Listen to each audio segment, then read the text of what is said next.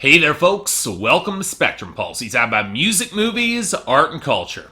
And today we're going to be talking about the newest album from Kevin Morby called Singing Saw. So I don't tend to cover a lot of music from the indie folk rock scene, and believe it or not, I actually have a reason for that. Several reasons actually, the first being volume, because it seems like every other week I hear about a new up-and-coming indie folk songwriter that I need to hear, and most don't really impress me anymore. I used to define it as a general aversion to the white guy with acoustic guitar subgenre, but it runs a little bit more complicated than that. When you strip the sound down to the barest of essentials, those essentials all need to be in greater working order or the flaws will stand out all the more. You can't distract from them. And yeah, part of it is the fact that when you've heard so much singer-songwriter music, especially from the greats, your bar when it comes to compositions or lyrics tends to be quite high. And I'll be blunt and say that a lot of this material can get tedious or pretentious if the writing or instrumentation doesn't step up to the plate. And those were a lot of the thoughts I had before looking to cover Kevin Morby, most notable for being the former bassist of indie rock band Woods before going solo in 2013. And when I checked out his previous two albums to this,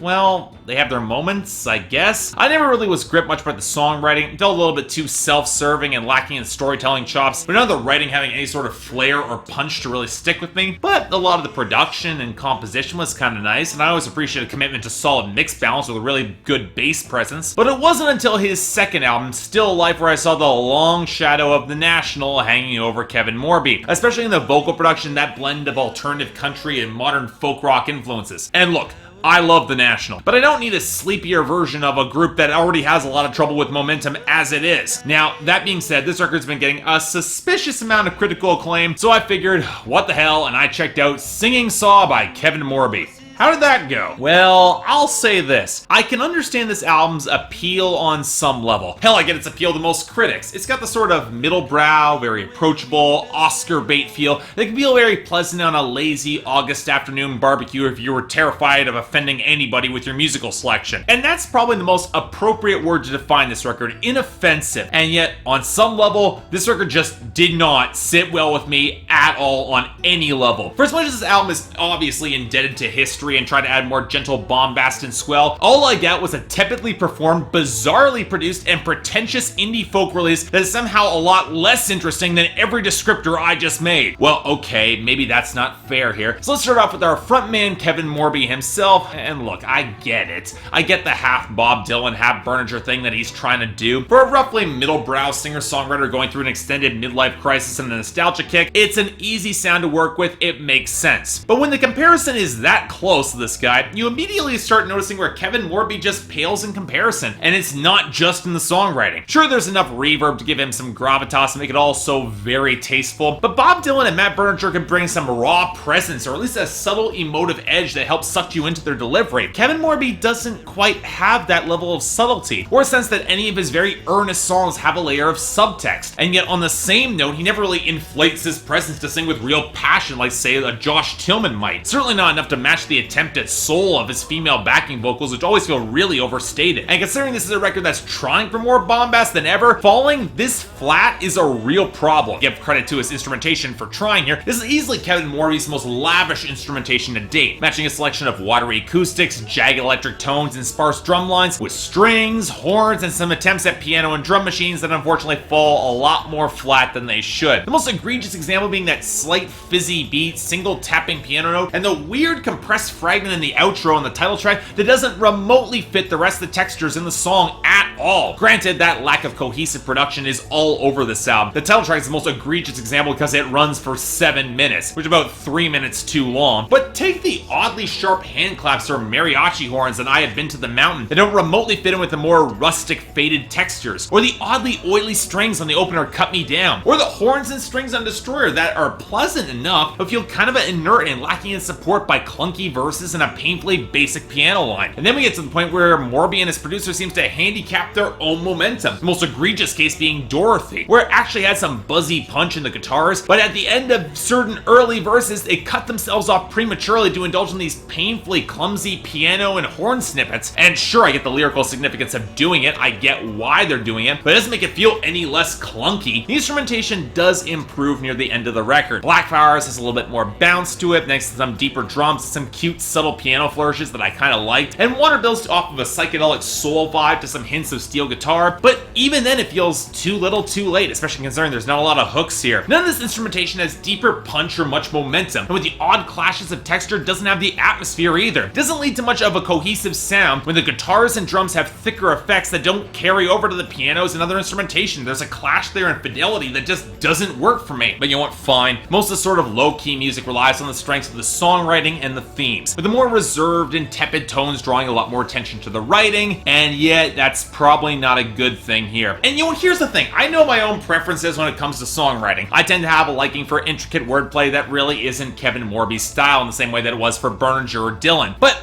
say what you will about Bob Dylan, he knew how to strip things down to the basics and still write a powerful song. But even then, still, there needs to be a baseline of quality when it comes to the writing to make it stand out. And I am not convinced at all that Kevin Morby brings it on this album. For one, the writing here is so broadly sketched and basic that even as a play for populism, it feels thin. Warm like a fire, strong like a horse, pale like a moon, empty like a room. Water is an obvious symbol for rebirth, a garden overgrown with black flowers representing a dead relationship, a Ferris wheel and carousel representing the never-ending flow of life. Can you not try a little harder than this in your metaphors and writing? Then you get the painfully awkward writing like the stilted flow of the verses of Destroyer, or this line from Water, to grow old, to grow distant, like a mare in the distance. I mean, seriously? But okay, you know what? Even with all that, people have made the excuse that it all adds up to something deeper. So let's take a look at the broader themes. And from what I can gather, Singing Saw is basically a nostalgia trip. Kevin Morby sees the end in sight and tries to recapture the past he feels slipping away. You know, at the tender age of 28. And here's the thing, if I bought that this record had any sense of self-awareness, you could argue that the subtext is commenting on a man who can't move on from the past, which might excuse the clumsiness of Dorothy trying to recreate those old moments with an ex, or the delirious balladry of Drunken on a Star. Hell, I might have been able to excuse I Have Been to the Mountain, where Kevin Morby calls out at God at the injustice of Eric Garner's death at the hands of the cops a couple years back by broadly co-opting Martin Luther King's words, which on the next song he then references to circle back to his own story. Okay, yeah, on second thought, there's no excusing that. It's just a bad decision all around, and it's symptomatic of the self-obsession that plagued his last two albums and really hits a sour note for me here. And yet,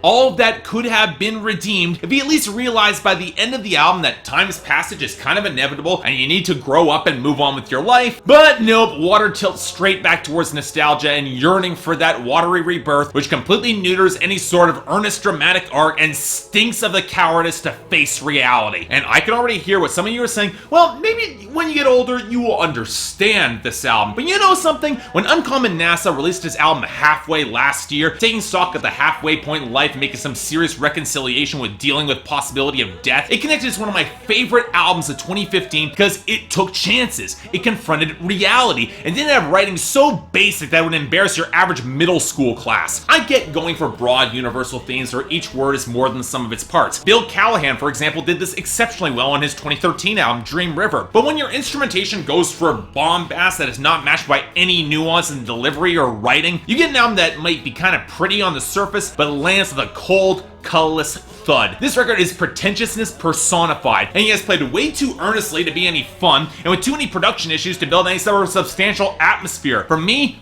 4 out of 10, absolutely no recommendation. But you know what? Considering there's no real hooks on this, I'm probably gonna forget this album exists in a day or two, and I imagine you probably will too. So yeah, thanks a lot for watching. If you'd like to like and subscribe, I'd be more than grateful. I can imagine going against the critical consensus might inspire some interesting comments, but what did you guys think of the album? I got the poll over here. Did you guys think this album managed to hold up, or did the writing really get under your skin like it did for me? Beyond that, anything else I might be able to do to improve my presentation, or any other albums coming out that you want me to take a look at, I will try to give them a listen. Till then, I'm Mark, you're watching Spectrum Pulse, and I'll see you next time.